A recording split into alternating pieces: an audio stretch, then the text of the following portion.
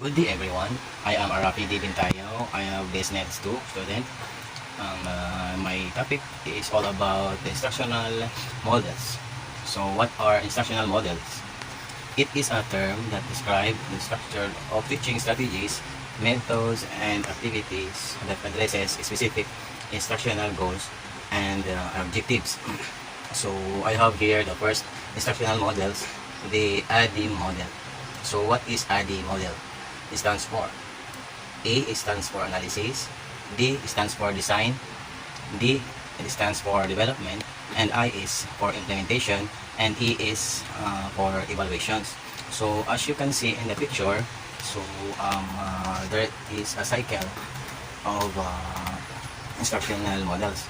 So let us learn about those belong on the models.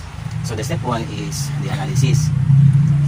So in analysis phase, it answers questions after exhaustively collecting information, understanding the needs and expectations.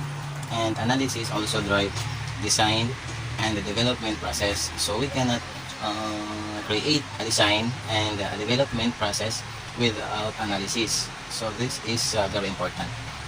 So in analysis phase, the instructional problem is clarified. So through instructional goals and objectives, the learning environment and the knowledge and the skills of the learners are identified because of the process which is analysis. It's already clear, but the first step helps a learning to drive a design and help us to develop the learning process. So let us now go to the second step, which is design. So in this phase, the instructional strategies is followed. Write the objectives and choose appropriate media and delivery methods. So what does it means? So here it deals with the learning objectives, assessment, instrument, and the content, the subject matter, and of course these are all inside the lesson plan, and absolutely is called lesson planning. The design phase, so systematic. So after learning the needs of the learning through analysis, so here in design, the teacher is now making an strategy on how to teach the student based on their needs. So it's already done through designing. So let us now go to step 3, the development. So the development utilizes and agreed expectations from a design phase to the develop of the course materials. So of course the development phase will not be realized without the design of the teacher for the learners. So it means that the design of the teacher create a content and asset or a blueprint or a design of his or her and lessons or strategies on how to teach the learners.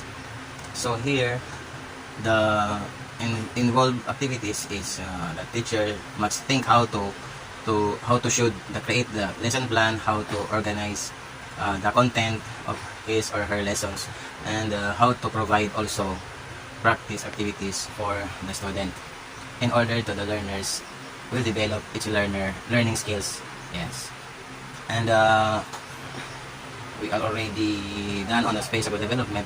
So let us go to the implementation. So implementation is the course is released or rolled out. So meaning the course is released.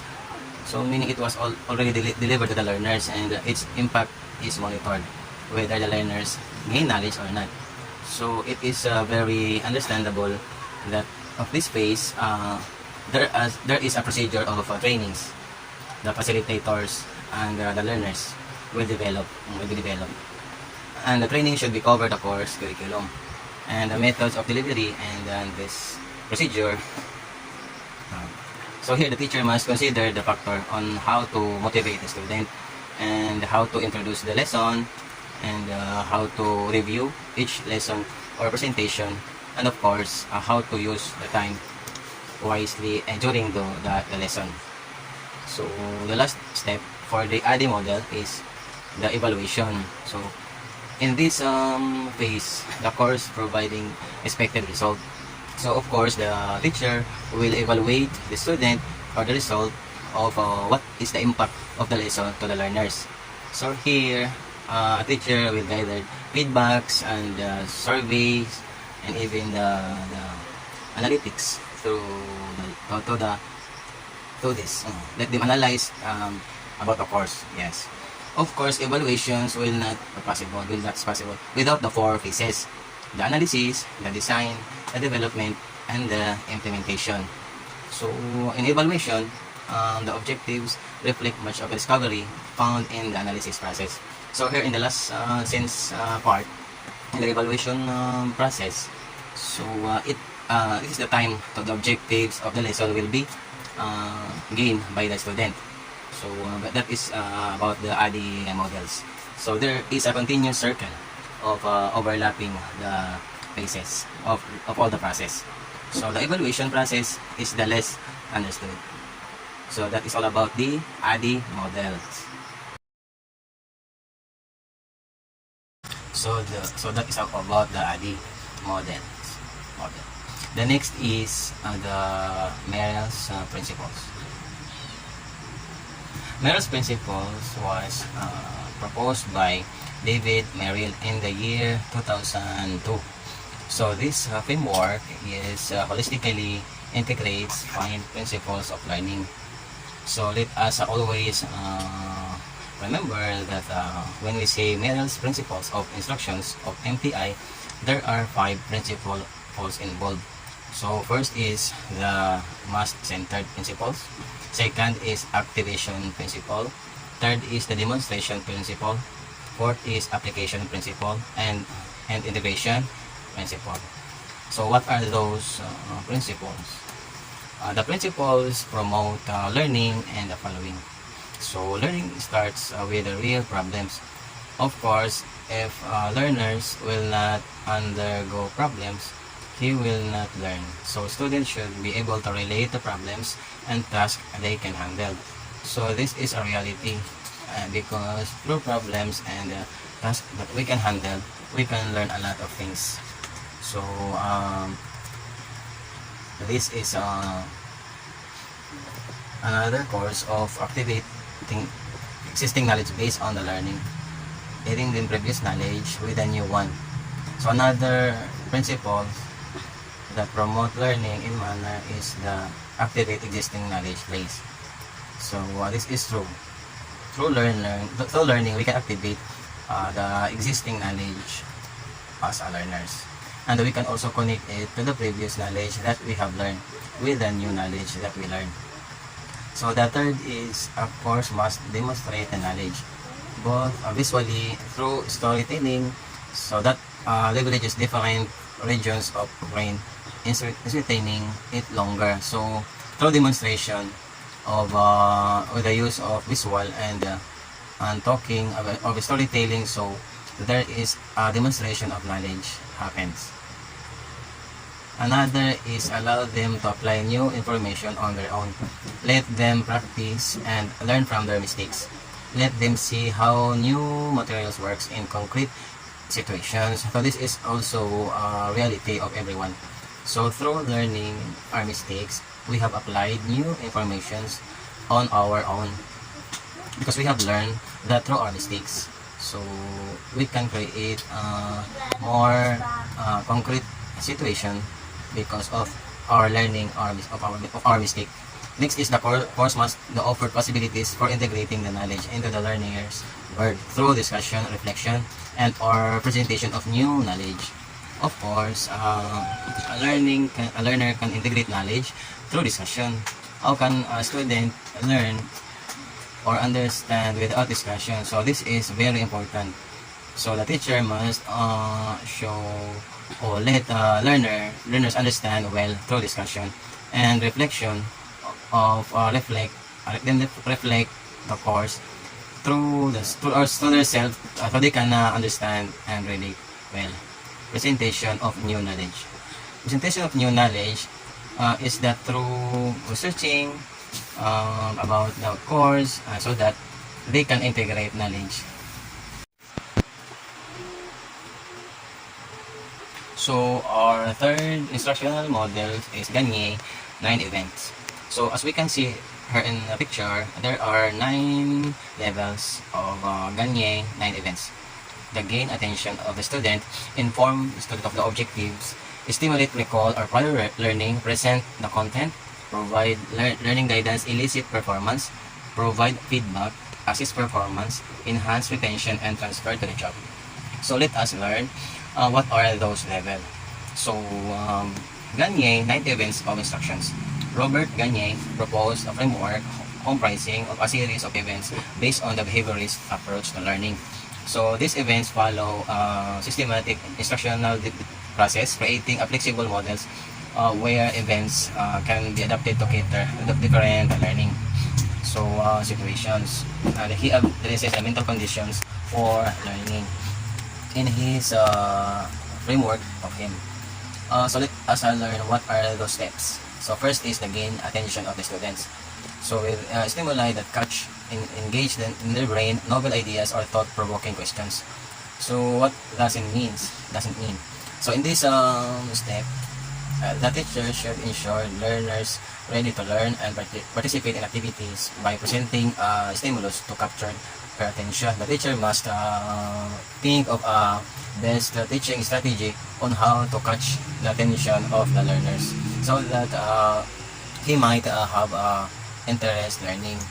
So the how to gain attention of the students. So example is student pose question to be answered by other student. So also lead an icebreaker activity. Always make learning fun so that this attention with the student will be gained by the teacher. So number 2 step is inform the student of the objectives. Establish the expected outcomes by criteria for measuring achievements. So in this step, of course, this is a very common because every lesson there's always objectives. So always provide objectives before instructions begin. So how can a teacher use some method of get the objectives? So always describe required performance and always have learners establish criteria for standard performance. Inform them that the objectives for the course might help them to understand what they are expected to learn and do. So that is for the way how to inform the student of the objectives. So the third one is stimulate recall of prior learning. So there's a leverage of existing knowledge before introducing new knowledge and build on it. So how can a teacher stimulate recall? So first, always ask questions about the previous experience. So this is a very common of teacher and student or the class interactions. There's always a recap of the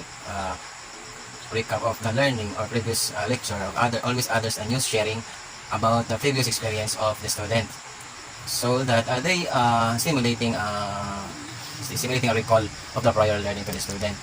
Also relate the previous courses information to the current topic, and always have a student incorporate learning into current activities. So the next one is present the content. So this is now the presentation of the topics. So deliver the content of this easily consumable chunks.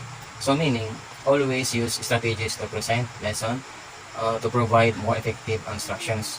As I have said a while ago, in the first step, always make learning fun so that the learners will gain attention and they can understand well of the lessons you have taught to them. So use a variety of media to engage the student and learning.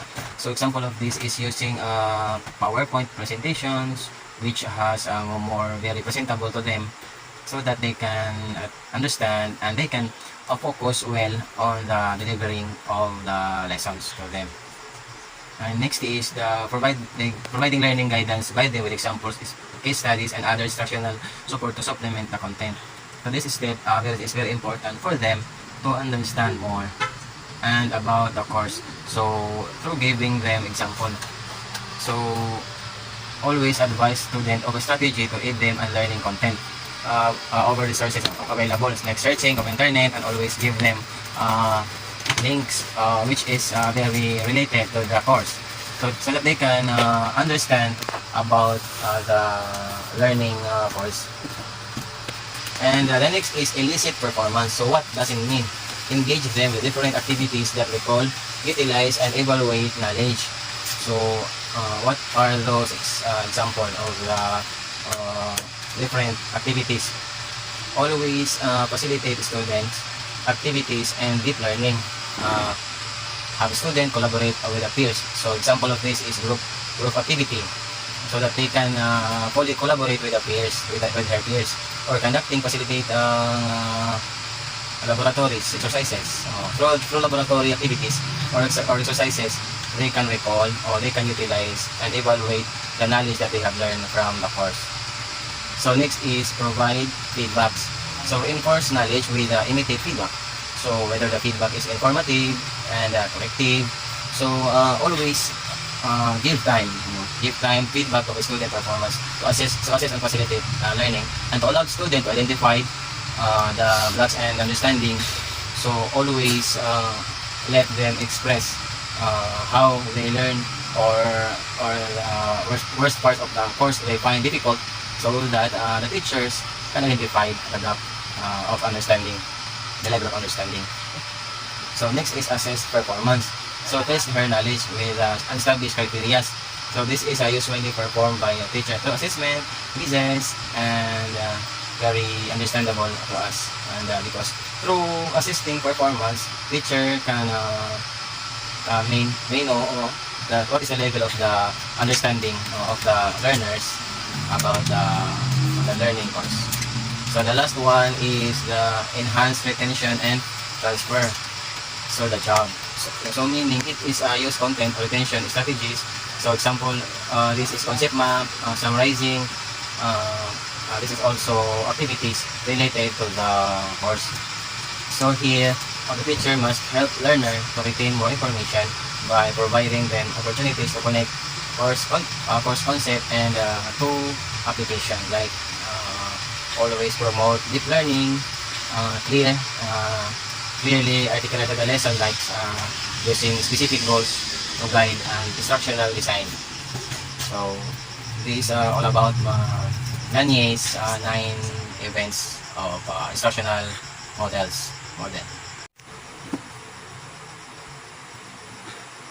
So the last instructional models I have here is the Bloom's taxonomy.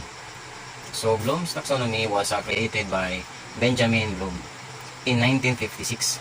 Created a classification system of a measurable verb to describe and organize the different levels of cognitive learning. In 2001, the six dimension was modified by Anderson and Pratwohl and are known as revised taxonomy. So the above shows original left and revised right taxonomy.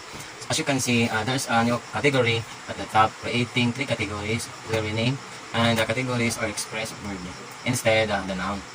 Taxonomy pushes the learners past the low step of learning and into the domain of the deeper understanding, reflections, and application of knowledge to develop a learner's individual process of solving problems.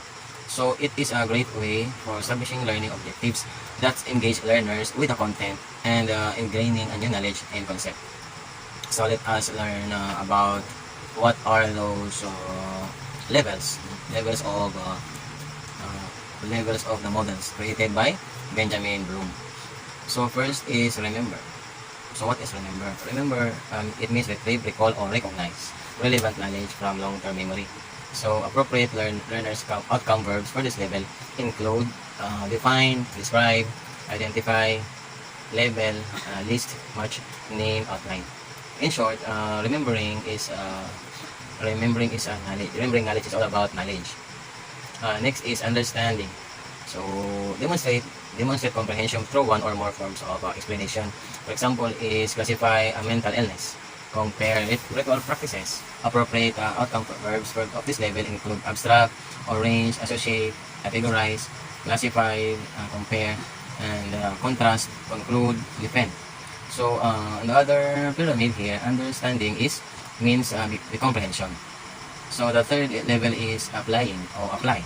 The definition use information or skill in a new situation. So example of the use is use Newton of second law problem for which it is appropriate. So appropriate learning outcomes of this level include calculate, carry out, classify, complete, demonstrate, grammatize, experiment.